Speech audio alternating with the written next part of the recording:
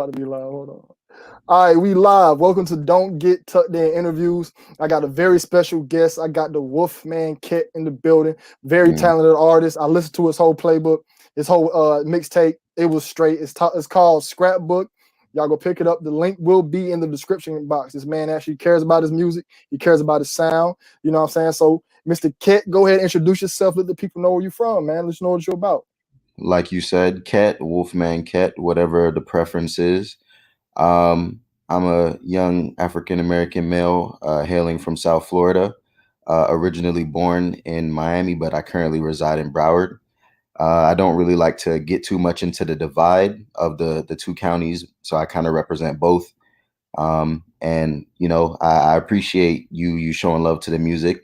The same love goes out to the channel. You're holding up consistency and maintaining good quality, and it's much love. Yeah, man. I appreciate that, man. So you say you from you said what's the two counties? So I was born in Miami, which is Dade County, Florida, but currently I live in Broward County, Florida. So I mean, on a day-to-day basis, I probably spend equal time in both counties. Is There, there a beef between the two counties? it's not necessarily a beef, but like a lot of people, they're like they like to make it seem as if it's like a super big difference, or like if you're from one, like there's no type of connection whatsoever to the other. I kid you Mhm. not. I went to middle school in Dade, and I went to high school in Broward, and they're literally like siblings. Mm. Yeah, man. Hey, so you ain't rocking the five dreads with the golds, man. What's up, man? Nah, nah, nah. I mean, don't get me wrong. I could see myself wearing some gold fronts, or but nah, I don't wear the Dookie dreads. Even though my hair is long, I'm not even a fan of dreads. So I mean, don't Yeah. expect that for me. Yeah, I had a lot of friends. A lot of people moved from Florida to North Carolina, and for some reason I always bump into him, man. I had a homie, man. He was from Florida, had the golds, the five dreads. He Hmm. talked like well, Plies accent is fake, but the accent Plies try to have, Uh-huh. that when he talk when he say bike, Yeah, yeah, yeah, Plies don't really talk like that. Plies really yeah. talks very, very well. So, but my homie talks just like they be like, "Yo, we going over to go back over elbow." I'm like, "What?" Yeah, like I was like, yeah, I know what you mean. That's I never knew that though, but it makes sense because being that I'm from down here, a lot of people who do come from like country areas, like like you said, Carolina or like North Georgia or somewhere like that, where they actually like speak with a country accent. They'll Mhm. come down here and they'll hear me speak, and they're like you talk funny, but like I speak just like people in the American movies. I don't have Yeah, yeah. yeah. As soon as I heard you speak, I'm like, "Bro, this dude is articulate, man." That's why when I heard you rap, I'm like, "Yo, his music sounds different than other artists." Like I heard your Yeah. music. Y'all check out Scrapbook. We will be in the link will be in the description box. I should have had a way I can put the link up here and post it, but man, I wasn't. It came on the fly, that idea, Yeah. but I will make sure I keep. I will put it in here. And I heard you rap. I'm like, yo, this man is actually lyrical, but he has the up to date flow and he can actually Yeah. spit. So Exactly. I know it takes some type of thinking to put into that. So when you go on to write your music, does it just come like a flow, or is it just something you already had premeditated in your brain? So maybe I'm too familiar with myself. But I feel like you could kind of tell which with each song. There's like an amount of depth which it within each song. Some there's layers on layers. So you'll hear a line, and the average person might hear it, and they'll get what they hear from it. But there's probably like three different meanings on top of that. Some of them, you'll hear it, and they'll like once again they'll get what they hear out of it, but Mm-hmm. it's not much behind it. It's exactly what they hear. Mm, So for like a lot of those songs where it's really just like one or two layers to it, those are the ones where you can almost tell that I put less effort into it, and that's exactly how it is. I can hear a beat and it just get my head bobbing, and I just come up with whatever, and it's more than good enough to put in on the song, and that's how it happens versus some other songs where I prefer, and emphasis on prefer, I prefer to take a lot more time with it. I want to be intricate with it. I want some of the things to go over people's heads. And then, Mhm. if they hear it further along down the line, they'll finally like get completely in tune with that song. And then they get a whole nother abundance of appreciation for the song. That's what's up, man. Now, you said layers. That right there is a style of music that's gone. Nobody raps in layers no more. Nobody does Yeah. music with like multiple meanings. It's just one direct meaning. Matter of fact, it doesn't even have to have a meaning. Like one line can be about a spoon, and the next line can be about your big house, and Yeah. nothing. So, do you think that type of music is dead, or you think that has a chance to come back? So frequently I think about, how much more people want to make music on a day-to-day basis. Every day someone else either comes out saying they want to do music, or they got the friend making music, so now they're hopping onto it. Hmm. And it's kind of like excuse me, it's kind of like, oh my gosh, so much people are making music. Like it makes you, it's almost discouraging. It makes you think like there isn't enough room for everybody. Hmm. But even if half the world was producing music, you still have the same people producing it, listening to it, as well as that other half that has no care to make it. Hmm. So um there's literally room for everybody. Like there could be a million people having a million followers. And Hmm. I'm not just talking about what you see on a social media platform. I mean like a legit following. Hmm. And like when Russ came out, or when I was introduced to the artist Russ, that was like 2016. Hmm. He already had a true fan base. Like, he's already getting millions of streams, and he has like almost a decade worth of music already out. And I had no awareness of this guy, and now all of a sudden everyone knows who he is. Hmm. So it's like um like going back to the question, um you can do almost anything with music nowadays. Right. So there's still that lane for artists who have a lot of depth. There's artists who have no depth whatsoever, and there's everything in between, and everyone can live in their little subsection happily. Hmm. So basically, what you're saying is that there's still a lane for that type of music, but there's so much music been put out in the past couple of years that it's kind of hard to find those little cracks of where that lyrical music, with the style of music, would be at. It's harder than before, but I wouldn't say it's hard to find, that traditional style of rap or hip hop. Um I think that it's easy to follow on the trail that you've already been, going down. Hmm. So if you've been a long time listener of what they like to refer to as boom bap rap, or conscious rap, you'll still be aware of those kind of artists, even like the newer ones that are coming out, because a lot of Hmm. the older artists, what they like to do is collaborate with the newer artists who make that same type of music. So, Right, right, right. So my question is, man, so you kind of lyrical, but I noticed you got good beats. yeah. But other lyrical artists don't have good beats. Like Nas has trash beats. Jay Electronica beats is trash. Kendrick Lamar got trash beats. Why do Okay. you think most lyrical guys get trash beats or rap on trash beats? So it's literally for the exact same reason as how I concluded the answer to the last question. You kind of have that same lane, and when the the consumers are spending too much time in enjoying or embracing the beat, they're spending less time consuming the message that you're trying to deliver or convey. Hmm. So, it's not like they're going out of their way to pick, quote unquote, a trash beat. It's more so that they want something to like be more subtle. They want the beat to be more subtle, so their lyrics can, be the They want the lyrics to shine, to outshine the beat. exactly, take the words out my mouth.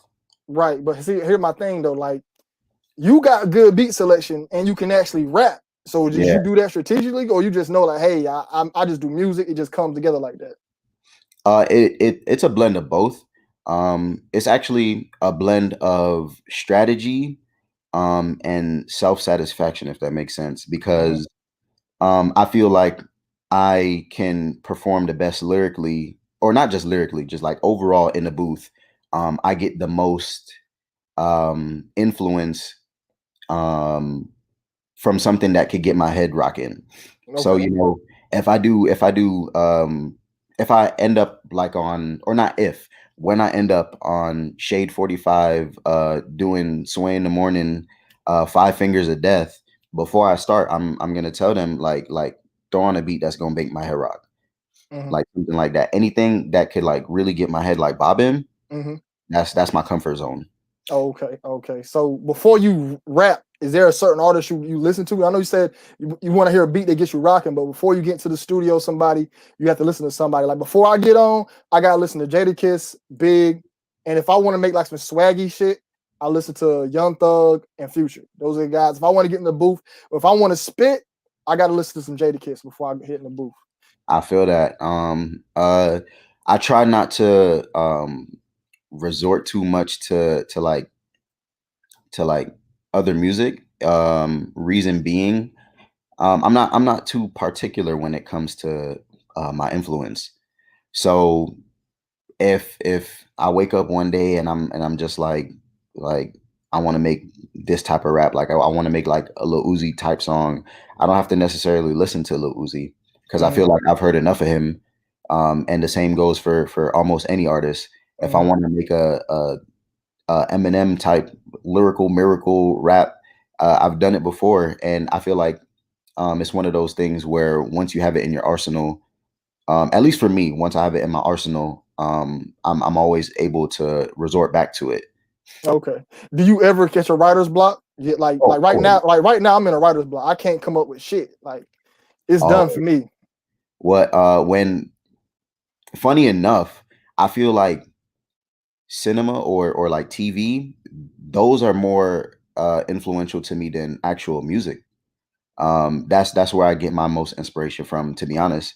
And maybe that's another reason why I don't resort to other artists. Um, whenever I'm like I can't think of nothing, I try not to be too forceful with it because it's art. So if it doesn't come to you naturally, if you try to force it out, it's not gonna It's not gonna be. come. Yeah, exactly. Mm, The authenticity is a part of the beauty behind it. right. So um I I'm always watching movies. I'm always watching, well, let me not say that. Nowadays I work more than anything. But Now, how does a movie bring you to music? Like you said, cinema. Like, how does a movie do that? so it kind of puts me in the same mindset as the writer who may have written the script, or wrote the script. I hope I said one of those right. Um, they if not throughout the entire movie, at least in some point they try to make sure a specific message is conveyed, Hmm. and however they choose to deliver that message, I'm gonna perceive it. Maybe I might perceive it the wrong way, maybe I might perceive it the right way, but in one way or another, I'm perceiving it in a way where I can put it into a bar, Right. or a What was it? couple of different. What was the last movie that gave you that? I actually take notes in my phone. Give me one second. Um, and even some of the movies, I plan on using like little portions of it that like gave me something, and like I'll probably use some of them as like interludes. The most recent thing that I have saved in my notes, and this was a couple days ago. It actually wasn't even a movie. Um, oh, I lied. It was a movie. In Rush Hour, um, Chris Tucker says, "I'm the president, I'm the emperor, the king." And I literally just took that line right there, and I plan on utilizing that. And you could kind of see what direction I'm going with that. Yeah, that's actually a fire line. That's Yeah, actually a fire line, man. Yeah, I listen to like if I hear like a how it is with me, if I hear like one line, I can make it to a whole song. Like exactly. who was that? There's a battle rapper named Calico. I don't know if you watch battle rap, but Yeah, Calico was battling Ill Will. He said, "You ain't even got no fans. Those are my fans when I go missing." So I'm like, I wanted to. I heard that line like, yo, that's a hot line. But you know, I don't care about stealing nigga lines. I don't advise any other artist to do it. But if I hear a hot line, I'm gonna use that bad boy in the song. You know. But I can see how you seen that and made that with it. Exactly, but and even the thing about like say a line like that is how we were talking about earlier. It has layers, and the depth of that line, that's a great line to use and make a song about because Mm-hmm. you know the how broad it was. You like the way he used. Excuse me, I'm stuttering. The way he used it, it was a little broad. So it's like you could come up with several interpretations of that exact same lines and use Mm-hmm. those to make your own bars. Right. Yeah, Yeah, it's all about how you twist it and move it up. But I know exactly. you said that you like you got to feel the music, got to feel with it when it comes. So how do you feel about when an artist hits you up and they want you to do a verse for a song? Me personally, I don't like it when somebody hit me like, "Hey, do a verse," and they send me the beat, and I can't. I got to force myself to write to this beat, and then Okay. it takes a long time. So how do you feel about that? Say I hit you up right now, like, "Hey, yo, Ket, get on this song," and the beat is trash. You ain't feeling it. Like, how do you go about those situations? How do you feel about that? So it's been a while for me. The last couple of times, someone hit me up, nothing happened from it. So a lot of the artists that I only have like two or three other artists on that tape, and a lot of Mm-hmm. my previous works prior to that tape, I'm almost always working with those people. And it's not because, I don't want to step out of my comfort zone. And, it's not like I'm ignoring anyone else reaching out to me. Mm-hmm. Like I don't really know like what it is. But as far as the approach, I'm okay with them, other people approaching me. I'm very open to it. If anything, I would like to get more, exposure, or not exposure. I want to work with more artists, I should say. Okay. Um, Reason being, it gives me a different aspect on rap, or not a different aspect, but like I said before, once you use a certain flow, or if you are able to capture a certain method to rap, Mm-hmm. you now have that in your arsenal for good if you've Mm-hmm. mastered it. So if there's someone out there who, they got something that's either never been heard of, or is just so out of the box that like I now feel like I am not able to master, Mm-hmm. I take on the challenge of trying to do so. Even if the song goes nowhere, even if they do nothing with it, I still, it satisfies me knowing that like I now can do that. Right. So Yeah. basically, what you're saying is, if somebody sends it to you, you want to work with other artists, so you're Mhm. going to still do it just to challenge yourself, basically. If nothing, at least I'm doing it to challenge myself. Okay. The Okay. goal, the goal is, obviously when you're featuring, you want to get both parties involved, want to, grow more. So, if I'm not getting that out of it, I want to at least be able to say that I now can do this. All right. So speaking on featuring, are you at a spot now where you charge people for features, or are you just like, hey, we can work, because making music is expensive. Yeah, definitely, definitely. Um, right now, I don't even think about features like that. If I get like, I'll say until maybe like next May, depending on who the person is, I'll charge. I mean, I won't charge until, like depending on who the artist is. Um, so I'm a little biased to answer the Mhm. question, but for the most part, like you said, it's not cheap. Nah, hell no. So do you produce, engineer, or you just rap?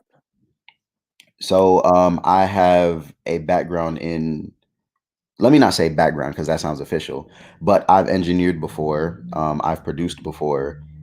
In the past, I've released songs where I made my own beat. I used to do a little keyboarding back when I was in high school, so it was easy. I had the time to come up with melodies for beats and whatnot. Mhm. Um, and as of right now, the last couple years, I haven't spent a lot of time doing all of that, but now I'm starting to get back into it. I wanna be able to, completely produce and engineer myself, if I have to. I don't want to rely on only myself, but I want to be able to get that done for myself. So as of right now, I'm gonna say, uh, don't consider me a engineer, but I can do it if I need to. Okay, okay. Do you ever see yourself, say the music don't go, the rap music don't go, you ever see yourself behind the mic, being the engineer and all that? Absolutely. I've done ghostwriting before. I feel like that'll probably be my best bet if Ghostwriting? yeah, if nothing takes off, which I don't even believe in that, but if yeah, I can definitely see myself behind the mic. Yeah, send me all your songs, man. Be my ghostwriter, man. You know what I'm saying? I Go ahead, be got my ghost. Don't rat me out either, man. You're gonna get tucked in, man. Don't be like, oh, you. We I on wrote live for right Dwayne. now. Huh? We on live right now. So I mean, I'm just playing, man. I'm just joking. Hey, if I had a ghostwriter, I'd be open. Like, hey, man, y'all got a ghostwriter, man. I'm that guy. I can do that. I'm yeah, easy. I feel like you making yourself even more of a punk if you're trying to be a secret, if you're trying to like make it a secret.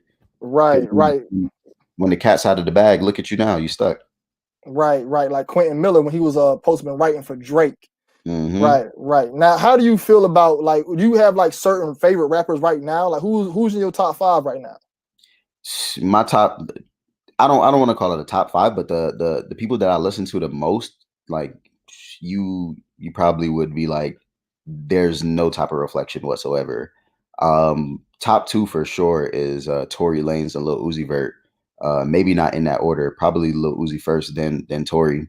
Mm-hmm. Um, After that, lately I've been bumping G Herbo a lot.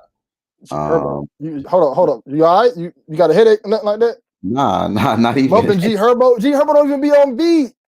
Listen, I don't know. I used to be right there with you, but I don't know. I'm gonna give him a try, but go ahead, man. Go ahead. Finish up. Other than that, uh,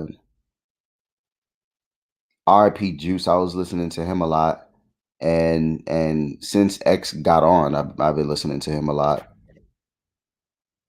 Who X? XXX Tentacion. Oh yeah. Oh, buddy dead. Hell yeah. Yeah, So how do you feel, man, about the whole like Illuminati thing in the music industry? I know you know about my channel. That's what I be talking about. How do you yeah. feel about that? I know you say you want to go on Shade 4 or 5 and all the rest of that. When you get around those guys, a lot of people be tied in. So how was your perspective on that?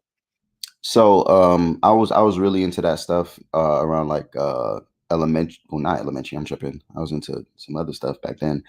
But middle school, I got really into it. That's around the time, or maybe like a little bit after Lil Wayne. I said Lil Wayne. Eminem dropped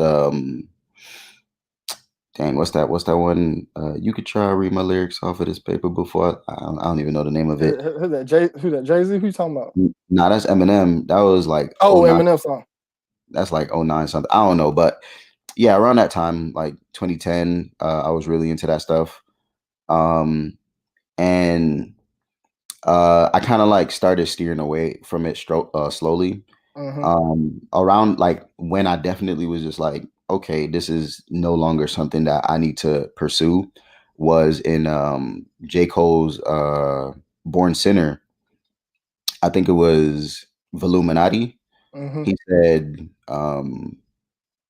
excuse me if I misquote this. He said, young black millionaire, old white Old billionaire. white billionaires. You I think they can do without me. exactly. I ain't Yeah. into sacrificing human bodies. Yeah, I know There that. you go. Yeah, that's one of my favorite songs. No cap. Um, yeah, when like being that I felt like everything that was being provided was, as it's titled, conspiracy theories. It started to seem less like conspiracies and more like theories. Mm-hmm. And based on that, it just I started to feel a little bit more like some people are providing the right proof that anyone can look at it and say this is evident, versus other people who just sounded like they were just talking crazy. Yeah, like a guy like me on the internet just talking crazy in his car. It's hard to tell the difference, but either way, like if someone has something to say, and it catches your ear, you Hmm. know, especially voluntarily, then something that they're saying is speaking to you.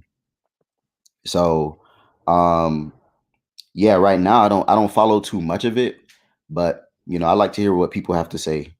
So basically, you're saying you don't care.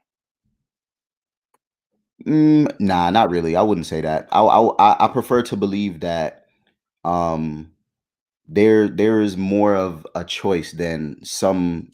I get what you're saying. It's almost like, hey, I can find a way around it. Basically, like, hey, I can get into the music. They can hit me up for a verse. I'm gonna do my verse. I'm gonna get paid what I need to get paid. I ain't got nothing to do with none of that. Basically, Yeah, because I've had recent conversations, like literally, like probably days old.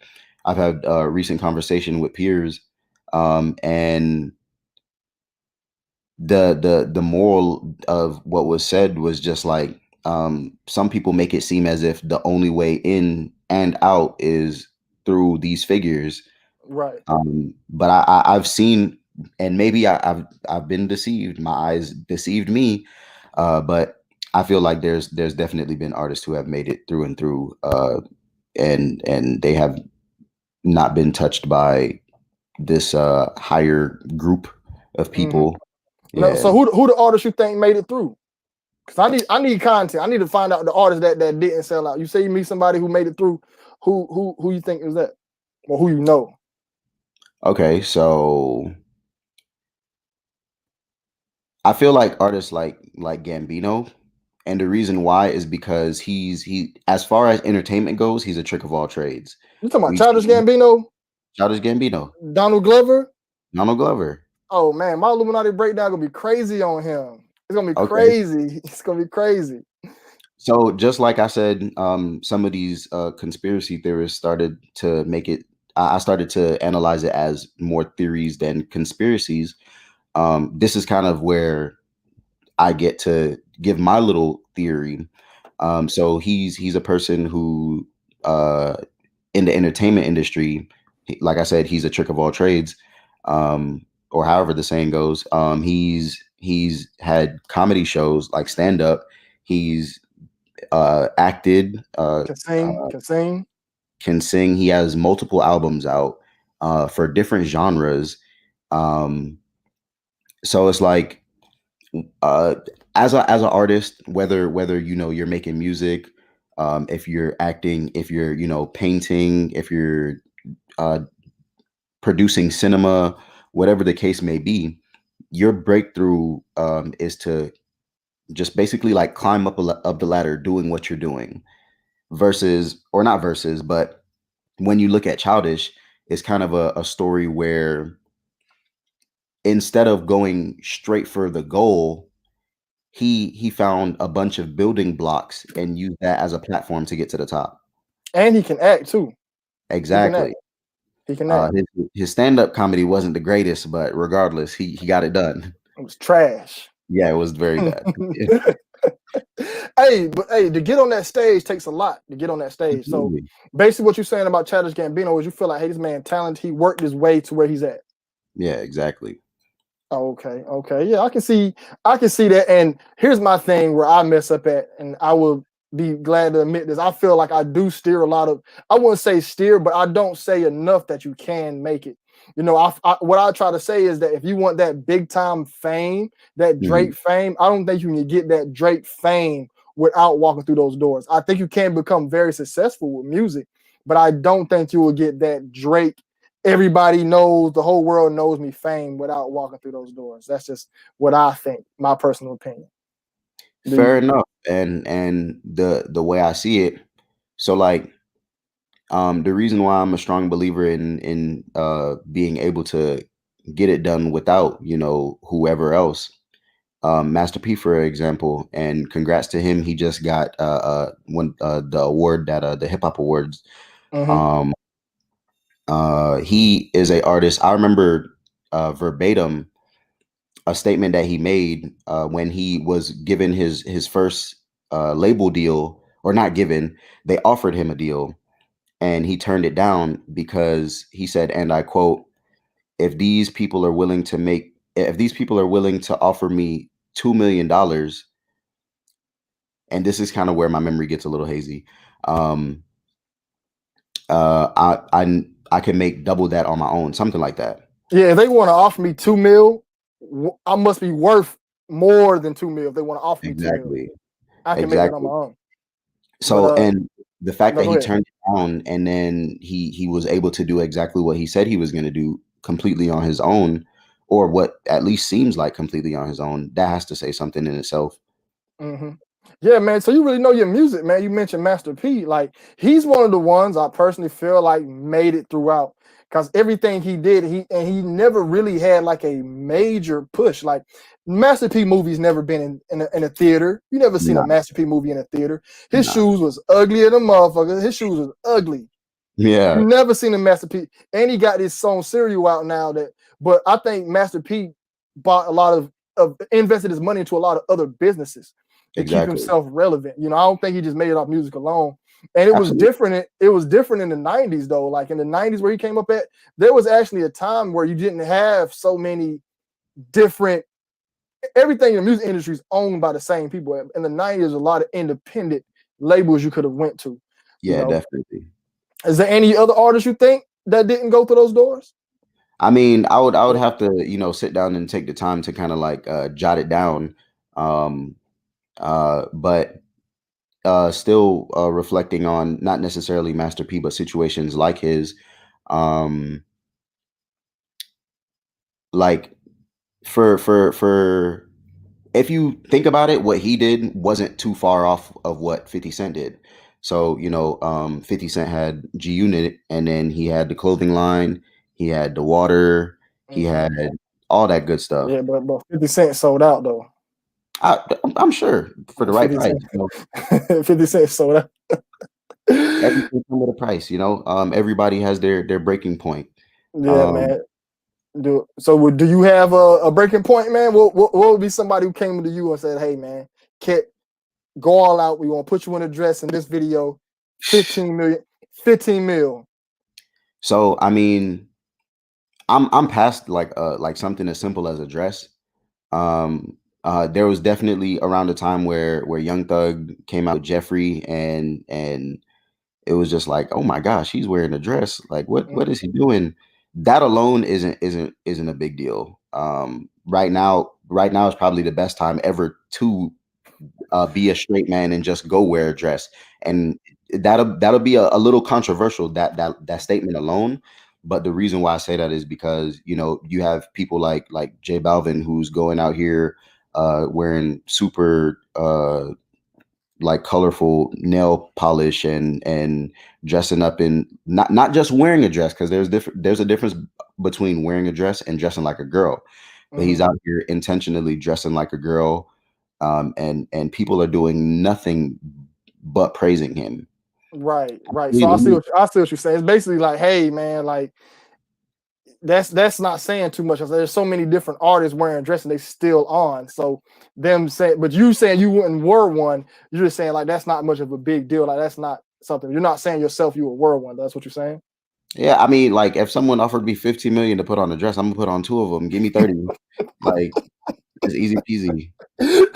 You keeping it real, man. Yeah, Hey like man, you keep. But far as like cutting open doing like a human sacrifice, that's not you. exactly. That's when hearing the term deal, when thinking about all of these artists who have been given deals, whether the money was upfront or they had to earn it over a period of time, um, knowing that I'm pursuing the same thing they were pursuing before they got on, Mm-hmm. the only thing I could think about is the strings that are attached. Okay. Mhm. Now I got a question though. So you come up to a video shoot, right? Say you just signed or whatever, and the video shoot is a pentagram, a bunch of burning crosses, a bunch of blood and goats everywhere. You doing the video or you peeling out? What you doing? I'm not religious, so that doesn't mean anything to me. All jokes aside. This man is off the chain, man.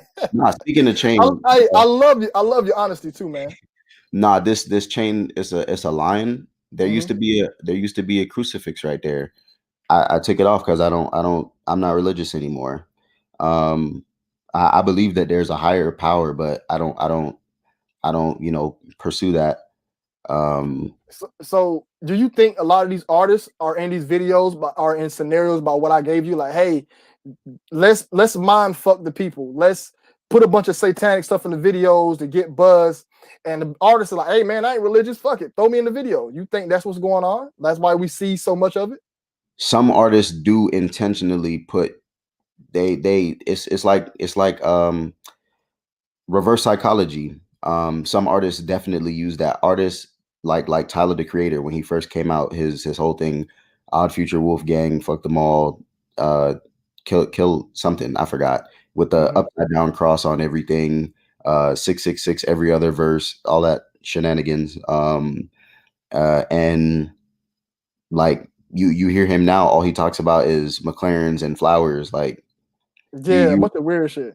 exactly like, or not even weird. What he talks about now is like the common stuff. He's always rapping about cars, rapping about having a bunch of like people around him, but he still feel lonely, like stuff like that. Like what Mhm. a lot of artists talk about when they get to the top. But before, everything was satanic, and it was everything that you would look at because it's not normal. Right, right. And at one point when I first started doing this Illuminati stuff, I was like, man, are they doing like a gimmick just to get people? Cause it gets them views. But once I started seeing how these people started dying on these crazy days and stuff like that, it started getting deep. Now that's a whole theory on its own. We ain't gonna try to Yeah, get too deep on that if you don't want to. You know what I mean?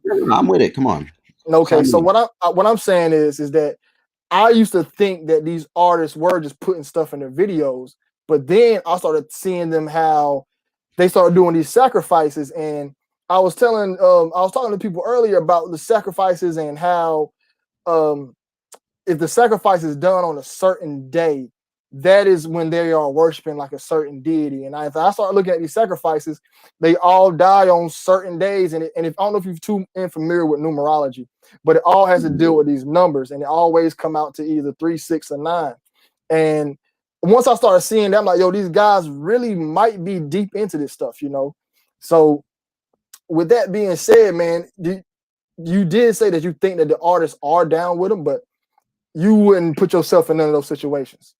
Yeah, nah. When like, I'm pretty sure like. So I hope I didn't say that there is no demonic things going on in the industry. I hope Nah, no one makes that you didn't say you that. know. Nah, you just said you Yeah, wasn't religious. That's what you said. Yeah, it's not going to affect yeah, me. So yeah, you clear up yourself. You didn't say that at all. exactly. So there are, suspicious things that take place, and there are industry people involved in it, whether some of us like to believe it or not.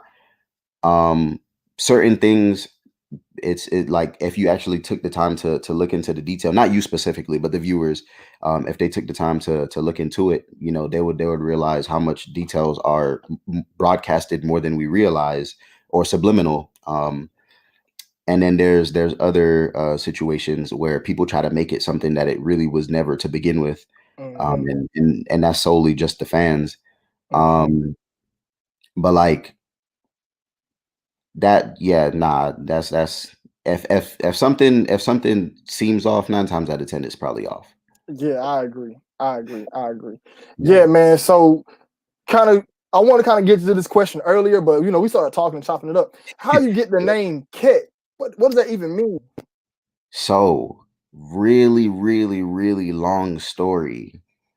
It's my initials. Yeah. Well, what's the whole name? So I don't really like to say my middle name. So my name is Kadeen E. Thomas. We're gonna leave it at that. Okay. Um, and originally, for the longest, I was going by KT, KAY period T. Um, and like I've been rapping since I was 10. I've been going by that name before I even started putting out music. So over 12 years I was running with or let's say like around like 10 years I was running with KT, and some of my people still call me that to this day.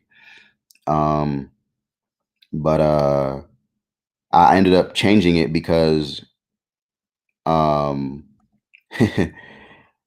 my bad, I was reading the comment, but I Yeah, he ended was up talking changing it. shit. Yeah.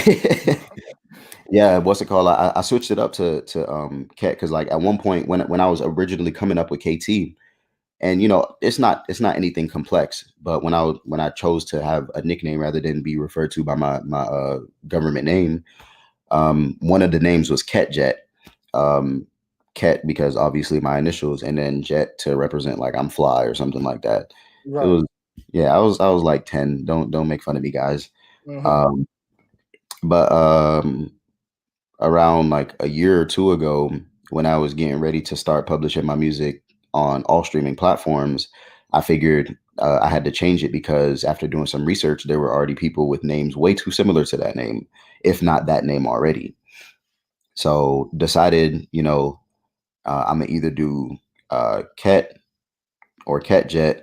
At Hmm. the time, I was working at Applebee's, and for like a week straight, I just like asked everybody, all of my coworkers, like, what should I do? One of my coworkers, her name was Ray. Shout out to Ray, by the way. She was really adamant about me just like sticking with Ket. Like the simplicity of it sounds pretty good. And eventually, like I started seeing it the way she saw it, and it's the Ket, rest of Ket, history. Ket on the set. Get your Yeah. girl wet. I grip a tech. Uh-huh. Fuck with me, get upset. Grab you by your neck. Run the Uh-huh. check. Nah, I'm just fucking with you. I Exactly. can really freestyle, man. I'll be doing that all the time. But where did the Mm. Wolfman come part? Cause it So flows. Wolfman Ket it does. actually sound it flows. It actually sounds dope. Soon enough, I'm pretty sure that's gonna be like my official artist name. Cause when I dropped the tape, I saw that somebody else released something under the name Ket too. So I was like, dang, I can't have no name for myself out here. Hmm. But I had a brother who passed in 2018, early 2018, and he would refer to himself as Wolfman EJ. Like it wasn't like something where all of the people that knew him would call him that. Some people would, most people wouldn't, but that was his PSN and everything, like stuff like that. So when he passed, um, I felt it only be right. I carry a part of him with me, as Mm. well as um, when like at some point in time after high school, I stopped getting haircuts like frequently, and then my little baby sideburns, they grew out, and I would wear it with my afro, and like a lot of people started to tell me I look like a werewolf or something like that. Uh, Hmm. no BS. So I mean, like it almost seemed perfect. Um, I know my bro's up in a better place, but I know he knows, you know, uh, his legacy shall live on. Yeah. Now I was typing when you said how you pass. How you pass? I didn't even say how he passed, but he long day, long night, driving out late, Fell and asleep. man, yeah, Damn, sorry to hear that, man. God be with his soul, man. Rest in all peace. good. Yeah, I man. So, appreciate it. that's where the Wolfman came from. Rocking the hair, your homie, the beard, the Ket. Funny thing is, you said you used to be KAYT. Hmm. My rapper name, I was PAT, but I want to be Pat. I want nobody to call me Pat, so I say I'm gonna Yeah. be P. I'm gonna be PA, but I'm gonna spell it PAYE. So it's kind Pay. of about the same. Yeah, Okay. like PAYE. Oh, PA. P Got you. P dash AYE. That's what's gonna be my rapper Yeah. name. But you know what I'm saying? If I people hear my old songs I post on my channel, them songs old, man. They should I recorded them like 2018, 2017. But I was saying PA, that was my rapper name. Not from Philadelphia. That's how I used to introduce myself. I'm PA, not from Philadelphia, so that's where that came from. No, It's an interesting story, man. that was your track intro. Uh I had a bunch of track intros. I like when I got to the studio, I will be high and drunk out of my mind. Like that's gonna be my next question. You go to the studio, do you smoke? Do you drink? But when I went to the studio, I will be high out of my mind and I'll be drunk out of my mind, and I will go in there and freestyle about 5 or 6 songs. Yeah.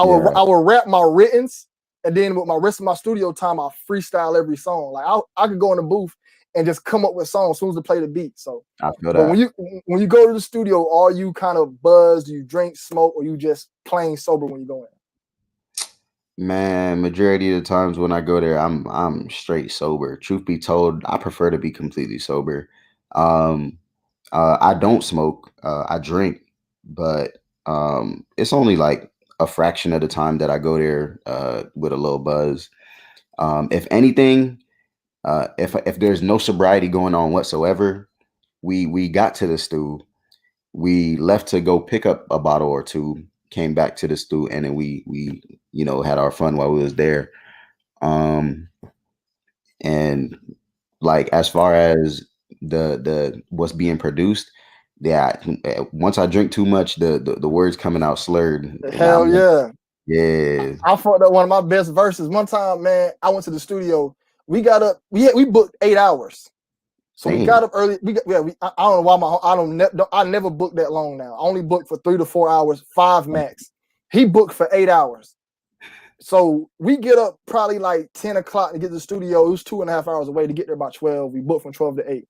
My dumb ass, I go get a bottle of Ciroc, the white bottle, blue dot Ciroc, and I get a 40 ounce. And when I mix a 40 in a bottle of Ciroc, I always black out. So on the whole 2-hour ride, I'm just guzzling drink. I was an alcoholic bad, man. So I'm just guzzling alcohol, drinking. We get to the stew. I didn't even did a verse yet, and I'm already just fucked up out of my mind. And then the weed man come, and he like, yo, I got the weed. I'm talking to this nigga like I know. I'm like, yo, bro, I don't know you. And I bought the weed. So I started smoking weed. I do my verse. I pour liquor all over the dude's studio equipment. I fuck up. The engineer is probably like 5'2". I'm 6'1". I put on his jacket and I'm gonna rip his shit. He like, yo, you got my jacket on. I'm like, yo, bro, fuck you. It's my jacket. So bro, I was drunk. Yo, the story gets worse, man. The story get worse. Right. I get so drunk that I guess I do my verse, right? And I fucked up the verse still came out pretty straight. I could probably rap it right now, but it came out straight. But you can tell it's slurred. But it gets worse. Something happens in the studio where I go to the parking lot. I black out. I don't remember this. My homeboy tells me the story. Okay. I go to the parking lot, and the man who owns the studio, he go gets my homie and say, yo, your man is out there bugging. He's revving the engine with the car in neutral. I'm trying to reverse the car. So I'm in the parking lot like, just revving the engine. And my boy like, yo, man, what the fuck wrong with you? And he said I had to look like this right here. It's like, I looked up at him. He was like, so he had to put my car in reverse for me. I reversed, and he said I drove over the sidewalk and drove in the grass and peeled out. I'm like, yo, why you let me drive? He's like, man, you a grown man. He said, what I'm supposed to do? And I had a gun on me. So he was like, he said, you drunk with a gun on? He said, I seen the gun on the seat. He said, I ain't want no issues or nothing. So long story short, man, I told the whole long story. I end up at a strip club. What the heck? I had to call my baby mom. I talked to I told the dude at the club, I said, hey, man, I'm lost. I don't know where I'm at. I'm lost.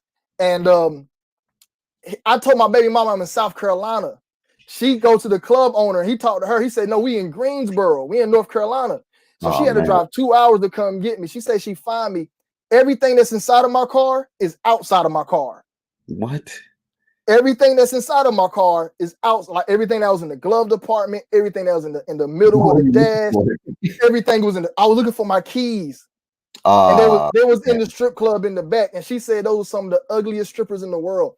But see, thank God for strippers and cause my body, I'd probably be dead if it wasn't for them strippers, man. If it wasn't for them strippers, I'd be dead. So cause my body knew, hey, look, man, drive to the strip club and just chill. So I drove to the strip club and chill. But man, that was one of my stories when I fucked up at the studio, man, getting drunk, man. I got fucked up pretty bad, man. Real bad. Yeah, I don't drink no more, man. I'm 11 months clean. 11 months this month. Nice. Yeah, man. Thank God, it's a blessing, man. I was fighting a demon for real drinking. You know what I'm saying? Yeah. But yeah, so you say you don't smoke, don't drink. Just drink a little. Drink a little bit here and there. No. I got stories just as bad as yours. Oh man, we got to hear one of them, man. Got to hear what you got drunk, fuck the fat bitch or something. What happened? Nah, damn. Hold up. Damn. Mine not as good as yours. I just be out. Okay, the very first time I blacked out, I'm gonna tell that one. Hold on, let me stabilize this real quick. Tripping. You can hear me well? Yeah, yeah, I got you. Yeah. All right. So like the I'm tripping. The first time I blacked out, um, crazy enough, it was my mom's birthday, and I don't know, like like everything that follows. It was just like everything was. I don't know. So, excuse me. It's nighttime, around like 8 or 9, something like that. Um, I feel like a little congestion, so I'm like, all right, no worries. Let me go take a little Nyquil. I go take a little Nyquil, whatever. Um, Not even 30 minutes pass. Um, my next door neighbor hit me up. She like, yo, what you doing? I'm like, nothing. She like, all right, me and blah blah blah out here in the driveway, we drinking. I was like, oh, word? Y'all should have told Mhm, me earlier. Completely forgetting about the NyQuil. So I slide over there. We got like this big bottle of vodka. I don't even remember what vodka it was. mhm, Um, we got that big bottle. I pour some into like a little canteen, and we also got like a can of Red Bull. So like whoever needed, they could chase that down. mhm, So I'm hitting like all three. We like passing them in rotation. They kind of like holding on to the bottle, kind of like taking like a little sip, like every like 5 minutes, something like that. I'm not taking no time. That's my issue. Every time I do drink a lot, like I don't take no time whatsoever. I just throw them back. mhm, Um, one of our mutual friends, I was supposed to pick her up, and she was in North Miami Beach. Was like That's like a 20-minute drive from my house. Um, and I had already like confirmed, like I got you. I'm gonna pick you up, but that was way before I was drinking. So before I know it, I'm blacked out. I don't remember nothing beyond this point. I go pick her up. The girls come with me to pick her up. So we drive to NMB. I'm behind the wheel. It's two of them, including me. That's three people. We go to pick up somebody else. That's four. Not only do we have to drive to the girl, we gotta bring her to her crib, which is like another 15 minutes in the opposite direction. So I mhm, gotta pass my house to drop her off and then go back home.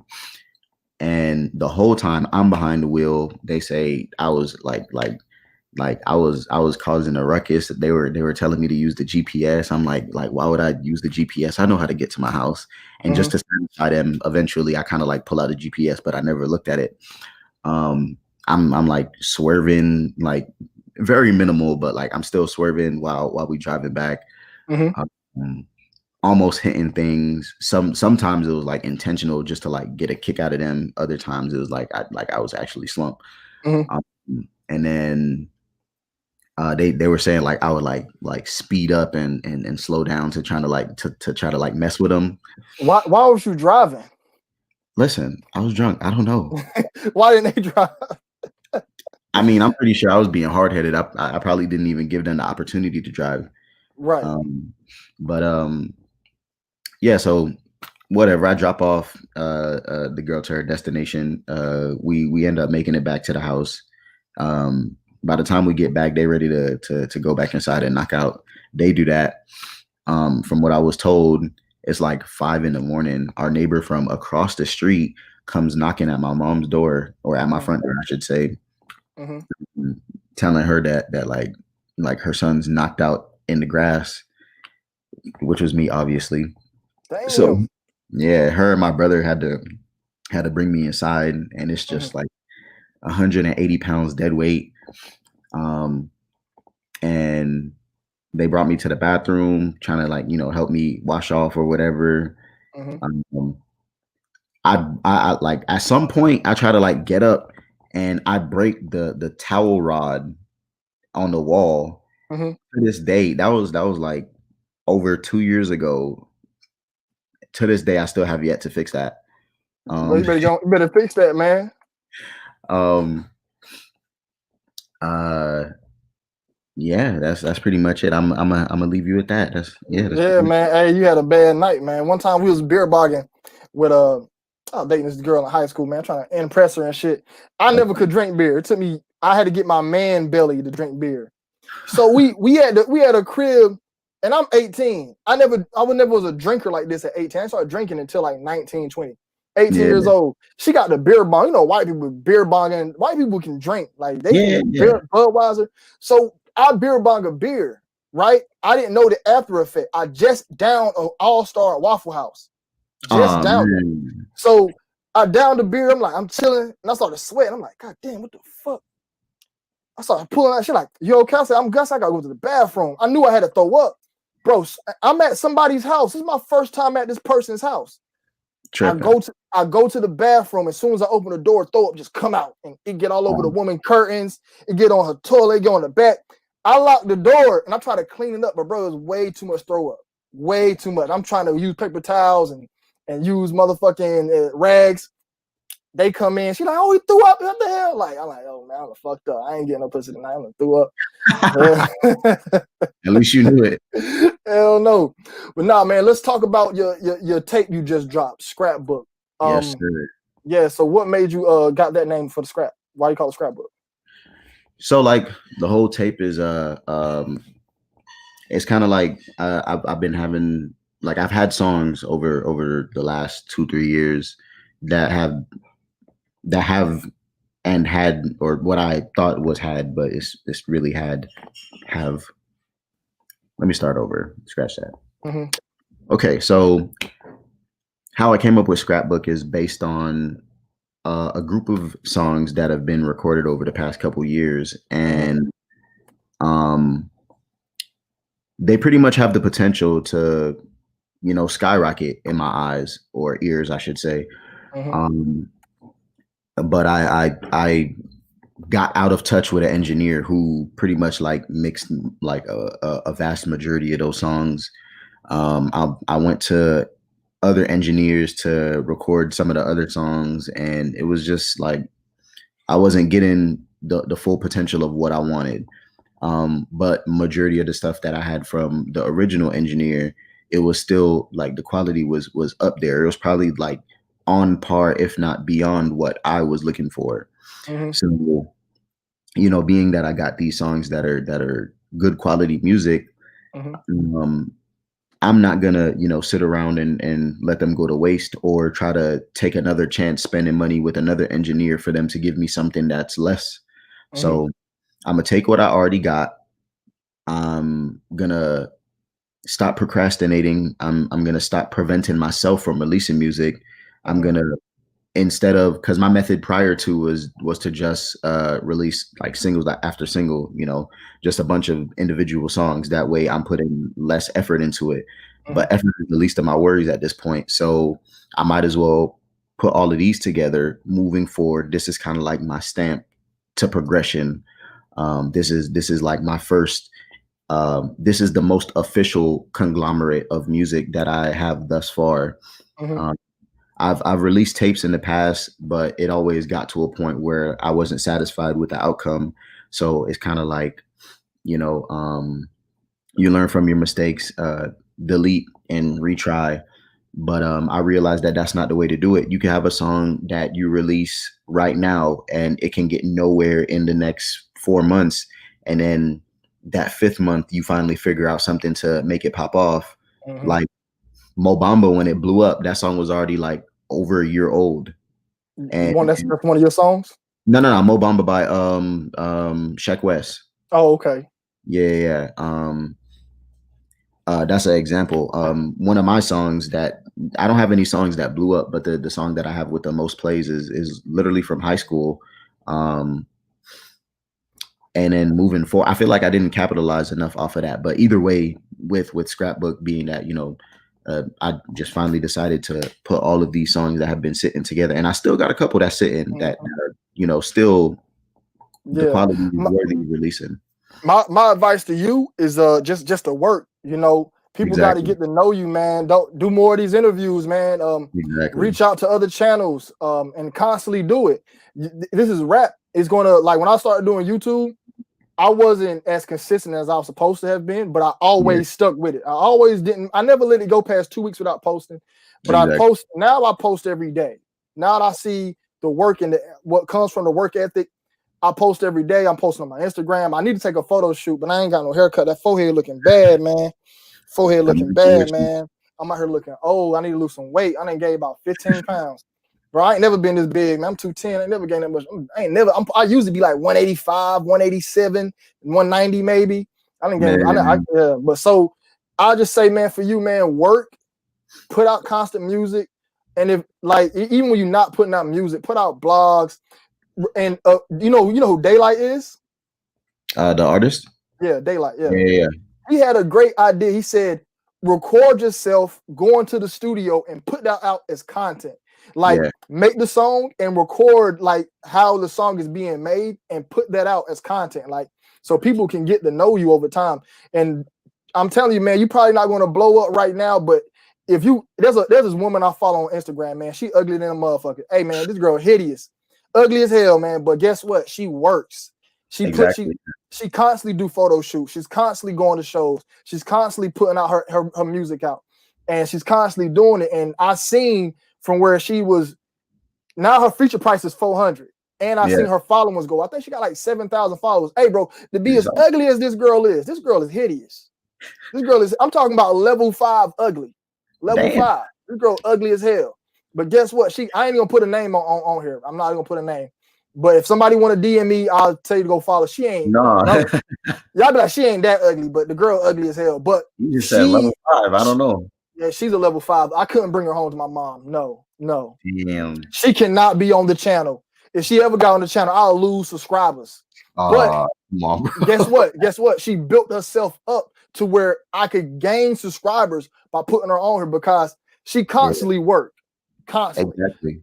And that kind of like brings me back to what we were saying earlier. I was gonna touch on it when we were talking about the Master P thing. You were saying he did a lot outside of music to maintain that relevance within music, and that's exactly what you got to do. You know, every day right now, like I'm learning all the things that has nothing to do with rap that I have to do in order to make sure I build up my name. Mm-hmm. And there you can collaborate with something like Kanye said with the girl who did the Polaroid, and he was like, she don't know nothing about no cameras, but here she is releasing Polaroid, and that's like if anyone didn't get the message from that, basically what he was saying was, if you collaborate with people that have nothing to do with what you're doing, now you have an audience that has no intention of paying attention to you. Right. So, a lot of people are saying right now with Travis Scott and the whole McDonald's thing, like they're like, that is so stupid. That is so unnecessary.